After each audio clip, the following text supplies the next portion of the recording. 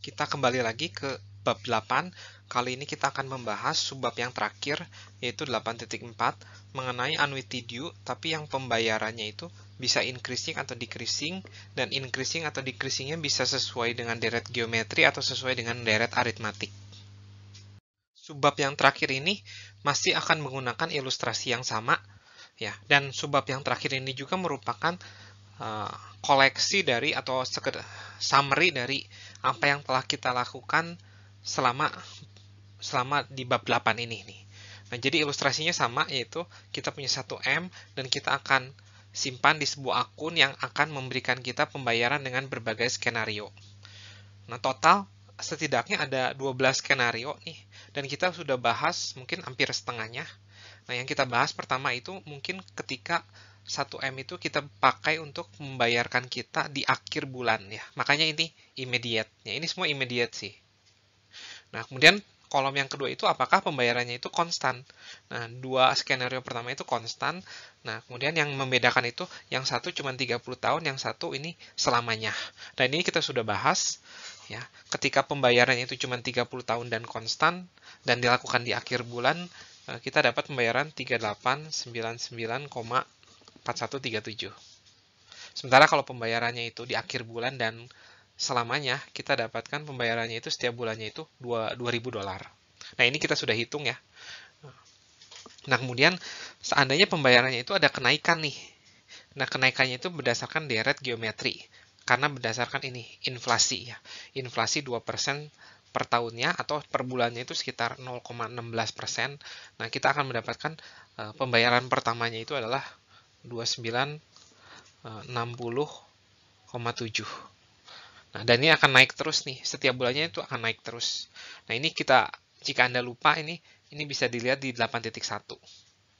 Nah, kemudian kalau pembayarannya itu naik setiap bulannya sebesar $20. Nah, ini juga kita sudah bahas. Nah, pembayaran pertamanya itu adalah ini 737,30. Dan setiap bulannya dia akan naik sekitar sebesar $20 ya setiap bulannya. Dan ini akan berlangsung selama 30 tahun. Nah, bagaimana kalau pembayarannya itu infinity? Nah, kita sudah bahas juga ini 333,33. Nah, ini akan naik terus sesuai dengan inflasi. Terus kalau pembayarannya itu naik sesuai deret aritmatik, terus sekitar $20, ini nggak mungkin ya. Ya, ini tidak mungkin terjadi. Ya, kita sudah bahas juga ini di subbab 8.2 ya. Tapi kalau seandainya ini cuma $1 nih, ini mungkin terjadi. Karena setiap $1 kenaikan, ini ongkosnya itu adalah kita udah hitung, yaitu $1 dibagi 0,2% kan ya, dikuadatin harganya itu 0,2% dikuadatin, dan ini kita dapatkan 250.000. Nah, sementara tabungan kita kan 1M, jadi masih cukup nih bunga bank kita untuk menaikkan $1, dan pembayaran pertama kita itu ada 1.500, dan ini akan naik sebesar $1 setiap bulannya, dan ini akan berlangsung selamanya. Nah, semoga jelas nih slide ini merupakan summary dari apa yang kita sudah lakukan. 6 skenario berikutnya itu mirip sama 6 skenario sebelumnya, tapi sekarang pembayarannya itu dilakukan di awal periode. Ya. Jadi semuanya itu due.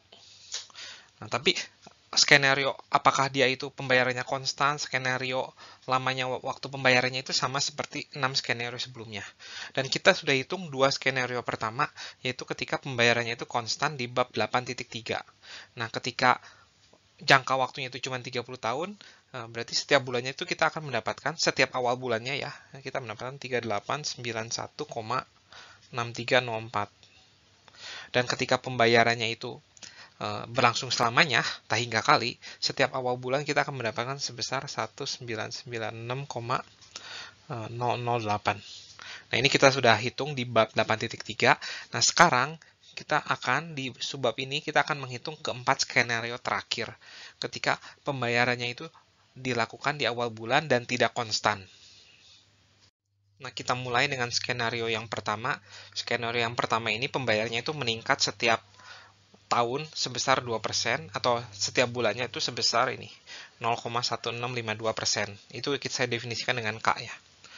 Nah, tapi sebelum masuk ke annuity due, saya ingin mengingat kembali formula untuk annuity immediate. Untuk immediate itu adalah P-nya di sini, kemudian P1 plus K di sini, kemudian di sini pangkat 358, dan di sini plus K pangkat 359. Dan ini adalah present value-nya itu adalah ini ya, formulanya itu adalah ini.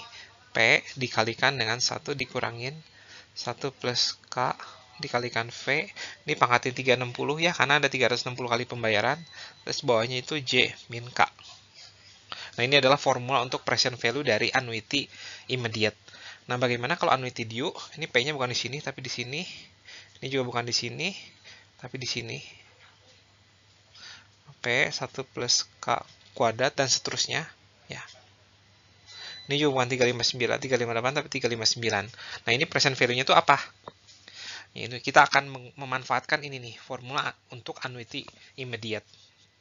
Jadi 1M yaitu adalah P ditambah, ini tidak di present value-kan, P1 plus K di present value-kan, terus P1 plus K kuadrat di present value-kan, dan seterusnya sampai pembayaran yang terakhir. 359. Nah, triksnya itu sama seperti yang tadi, adalah dengan meninggalkan pembayaran yang pertama ya. Pembayaran pertama tidak saya akan tinjau. Yang akan saya tinjau ini adalah ini. Yang mulai dari pembayaran kedua sampai pembayaran terakhir. Dan dari pembayaran kedua sampai pembayaran terakhir itu, jika kita lihat, ini tuh mirip dengan annuity immediate, tapi cuma ada 359 pembayaran. Ya. Jadi ini mirip dengan annuity immediate yang cuma ada 359 pembayaran, tapi pembayaran pertamanya itu bukan P. Nah, kalau ini pembayaran pertamanya itu P. Tapi kalau yang ini pembayaran pertamanya itu adalah P1 plus K. Nah, berarti dikalikan dengan 1 dikurangin V1 plus K, ini pangkat 359 J min K. Nah, ini kita bisa hitung, K-nya kita udah tahu, V-nya juga kita udah tahu. J-nya kan adalah 0,2%, berarti V-nya juga bisa dihitung. Dan semuanya kita udah tahu, yang kita belum tahu itu P-nya. Dan P-nya itu bisa kita hitung, dan nilainya itu kalau Anda hitung, dapatkan 2954,57. Ya. Nah, ini Anda bisa coba sendiri. Harusnya jawabannya 2954,57. Nah, sekarang kita masuk ke skenario yang kedua. Skenario yang kedua itu kita berharap mendapatkan pembayaran di awal bulan, yang kemudian pembayarannya itu meningkat sesuai dengan inflasi, dan pembayarannya itu akan berlangsung selamanya. Namun sebelumnya lagi-lagi kita akan mengingat kembali rumus untuk yang annuity immediate ya, yang skenario yang sama tapi annuity-nya immediate, yaitu adalah ini. Jadi 1M-nya itu adalah pembayaran dikalikan dengan ini nih, rumusnya itu adalah 1 per J min K ya. Annuitiesnya atau perpetuity-nya itu berubah menjadi ini, 1 per J min K. Ini untuk yang annuity immediate. Namun sekarang untuk annuity yang due, yang pembayarannya itu berlangsung selamanya dengan meningkat 0,16% per bulan, itu 1M-nya itu adalah ini. Jadi P, kemudian P1 plus K pangkat V, kemudian P1 plus K kuadrat V kuadrat, dan seterusnya ini. Ini akan berlangsung selamanya. Nah, triknya lagi-lagi sama. Di sini kita akan meninggalkan pembayaran yang pertama, dan mulai dari pembayaran kedua dan seterusnya itu yang akan kita cari tahu rumusnya. Ini. V kuadrat dan seterusnya. Nah, kalau kita lihat, ini yang ada di dalam kurung ini tuh adalah sebenarnya sama dengan perpetuity immediate ya. Tapi pembayaran mula-mulanya itu adalah ini, P1 plus K, dan akan berlangsung selamanya, dan akan mendapatkan kenaikan inflasi sebesar 1 plus K per bulannya. Nah, oleh karena itu, ini bisa berubah menjadi ini. Nah, dikalikan dengan 1 per J min K.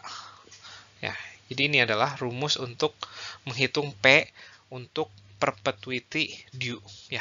K-nya udah tahu, J-nya udah tahu, semuanya 1M-nya juga udah tahu, dan kita bisa dapatkan P-nya itu adalah ini, 347,31 jika Anda hitung. Nah, ini silakan hitung sendiri, jawabannya itu harus 347,31. Kita masuk ke skenario berikutnya ya.